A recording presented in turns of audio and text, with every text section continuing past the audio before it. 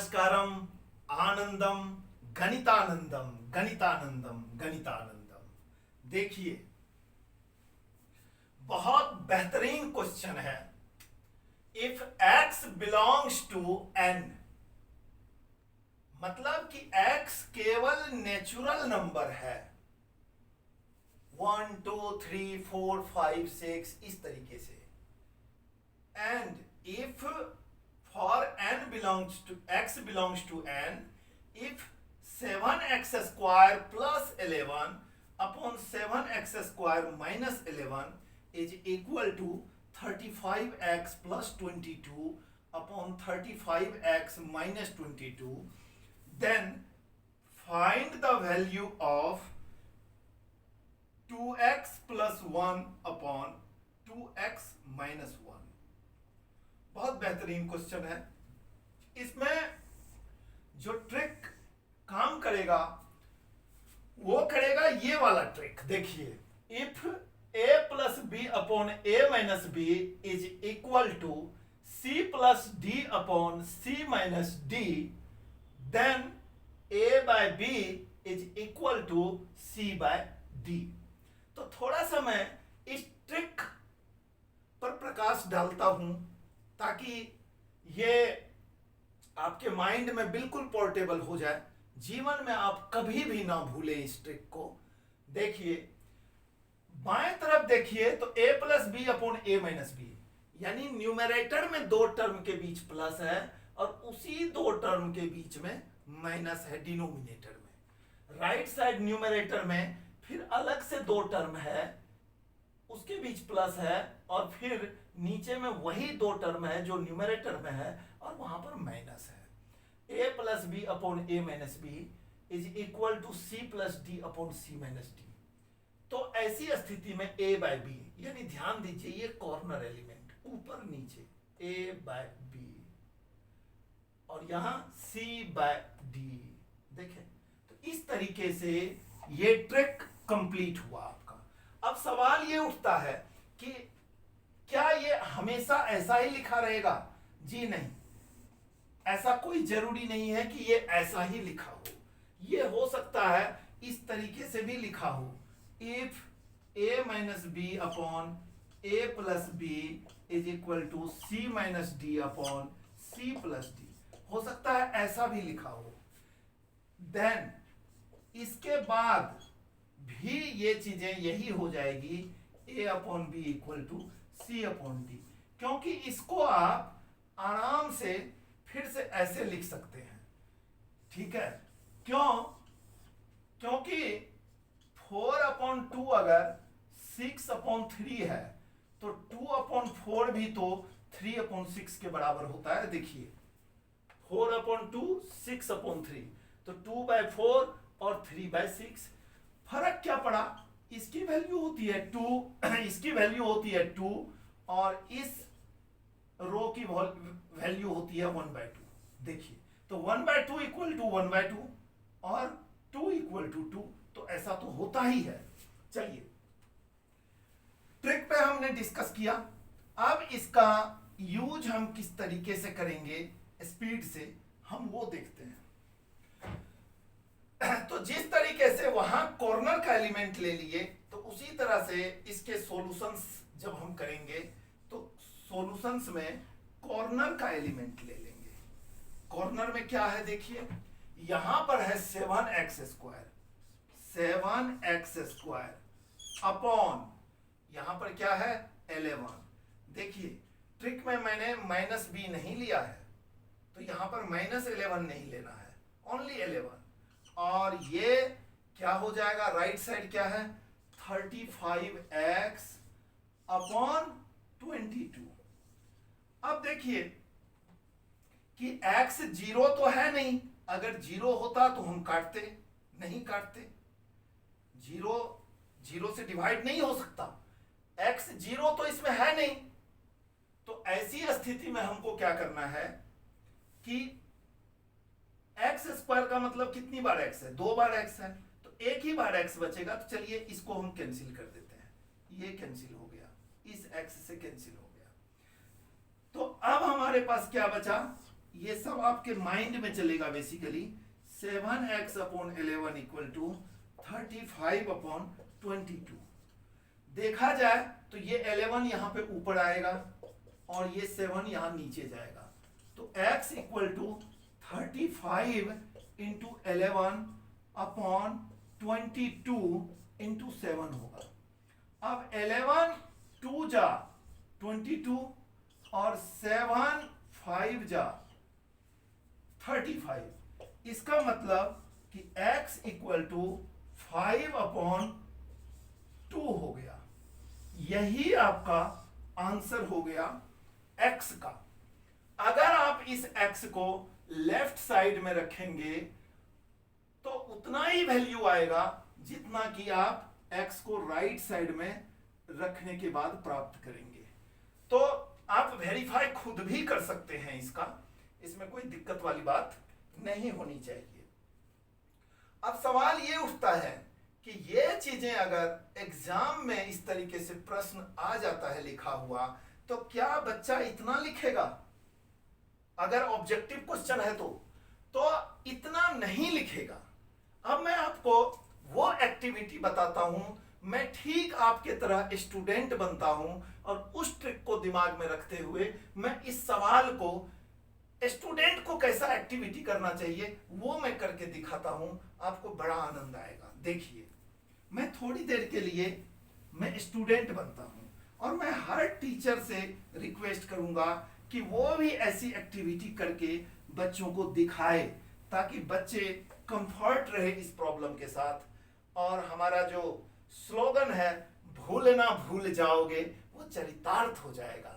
तो देखिए यहां पर हम क्या करते हैं, हमने क्या किया, ये ट्रिक आया कहां से, ठीक है, इसको तो प्रूफ हम बाद में करेंगे। पहले ये देखिए, a बाय बी ले लिया, यानी b के साथ माइनस नहीं लिया ना, तो नीचे से इसको छोड़ दिया और ऊपर से इसको छोड़ दिया, a बाय बी, यही चीजें रहेगा।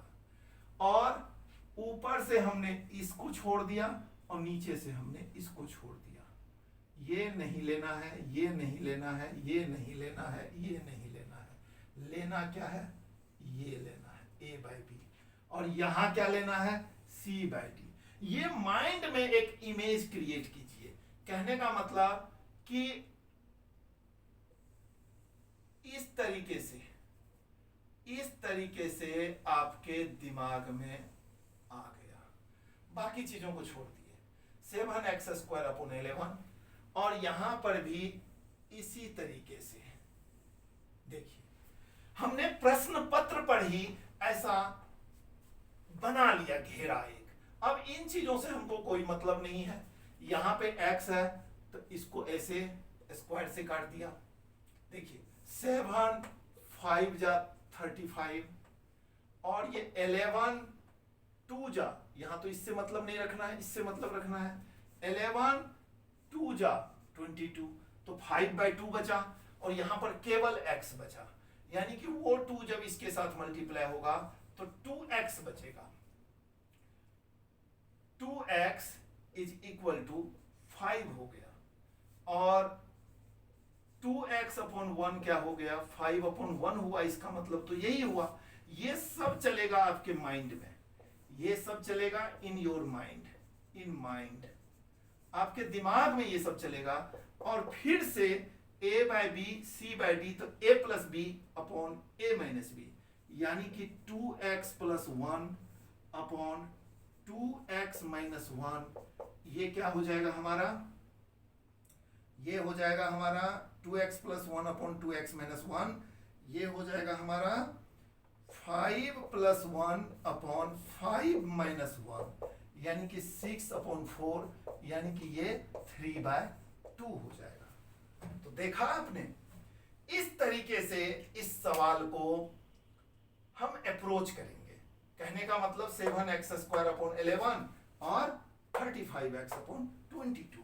तो मुश्किल से 10 या 15 सेकेंड में आप नतीजे पे पहुंच जाएंगे। यानी कि then find the value of, question क्या था, then find the value of 2x plus 1 upon 2x minus 1 is equal to what, question यही था, है ना। तो इसका आंसर क्या हो जाएगा, 3/2 हो जाएगा इसका आंसर। चलिए अब थोड़ा सा हम इस फॉर्मूले पे विचार कर लें कि ये फॉर्मूला कैसे आया। कहने का मतलब इस फॉर्मूले को मैं प्रूव कर देता हूं, ठीक है। देखिए प्रूव करता हूं मैं, अब इसको मिटा देता हूं, थोड़ी एक्स्ट्रा नॉलेज मिल जाएगी आपको। आइए, आपके पास इसको प्रूव करने के लिए जो कंडीशन दिया हुआ है, अगर a minus b upon a plus b equal to है c माइनस डी और c प्लस डी के, तो रिजल्ट आता है a by b is equal to c by d, ऐसा रिजल्ट आता है। ठीक है, अच्छी बात है। तो इसका मतलब कि अगर ऐसा होगा तो ऐसा होना चाहिए, है ना। तो थोड़ी देर के लिए हम मान लेते हैं कि ऐसा है, a by B equal to c by d है। थोड़ी देर के लिए हमने इसको मान लिया, मतलब कि a by B equal to c by d. अगर ये होगा तो क्या होगा बताइए।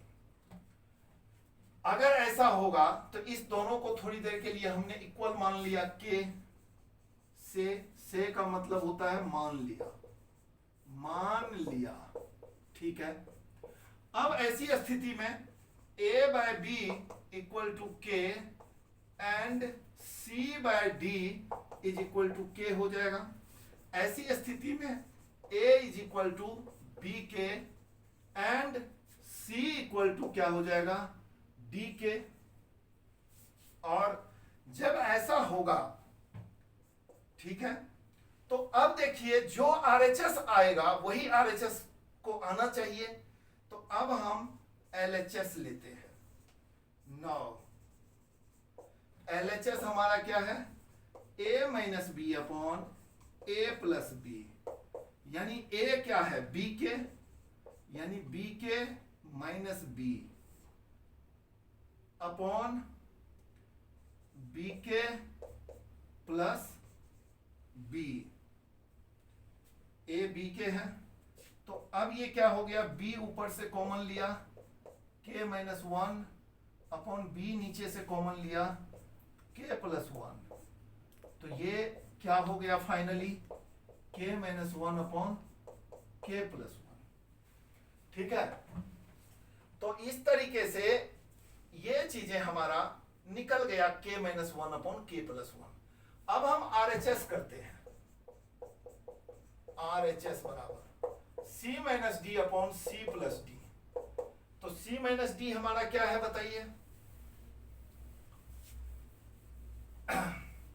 c हमारा dk है, dk, यानी कि dk minus d upon dk plus D. तो देखिए d हमने कॉमन ले लिया, तो k minus one upon d common लिया, k प्लस वन हो गया, ये d कैंसिल हो गया। तो ये भी k minus one upon k plus one हुआ। देखे, तो ये जो है ये RHS है आपका, और ये जो है ये LHS है। तो LHS बराबर RHS प्रूव्ड हो गया आपका, LHS equal to RHS, hence proved.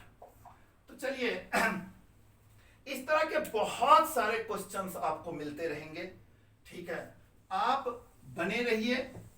हमारा एक वेबसाइट है ganitmath.in, मैं लिख देता हूं इस पे www.ganit.in।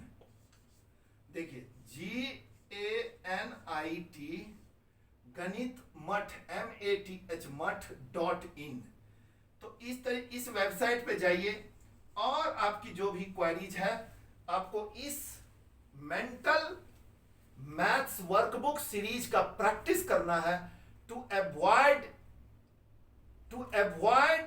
मिस्टेक्स, है ना। आपकी सारी कैलकुलेशन मिस्टेक्स इस बुक को करने के बाद जो अर्थमेटिकल और एल्जेब्रिकल है वो दूर हो जाएगा। बहुत बच्चों ने किया है, डिस्क्रिप्शन के लिंक में ये बुक आपको मिलेगा, तो आप लेना नहीं भूलिएगा।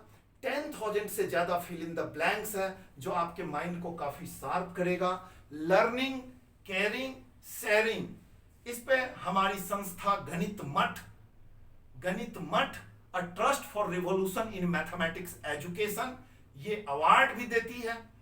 तो बस हमें एहसास कराइए कि आप लर्निंग, केयरिंग, शेयरिंग में विश्वास रखते हैं। कमेंट बॉक्स में अपने क्वेश्चंस जरूर पूछिए, अपनी प्रॉब्लम्स जरूर पूछिए। बने रहिए गणित गुरु गणितानंद क्लासेस यूट्यूब चैनल के साथ। अब नेक्स्ट एपिसोड में आने के लिए आप मुझे इजाजत दीजिए। तब तक के लिए नमस्कारम, आनंदम, गणितानंदम, गणितानंदम, गणितानंद।